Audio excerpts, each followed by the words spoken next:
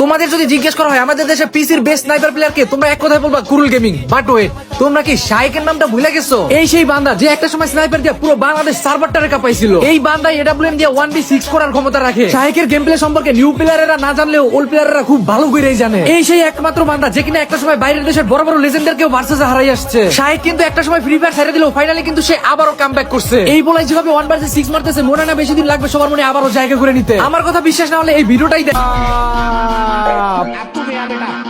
এবার দেখছি আমরা আরো একটা রাউন্ডের গেম প্লে। শাইক একটাকে ডাউন করেছে, ভালো শট কানেক্ট করেছে দুইটা এবং জাস্ট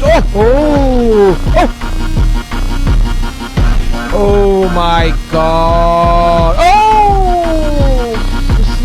সেরা ভাই ভাই, ও মাই গড। কিং শাইক কি আসলে কিং নাকি বট হয়ে গেছে সেটাই দেখতে হবে। দুইটা শট কানেক্ট করেছে দুইটা প্লেয়ারকে।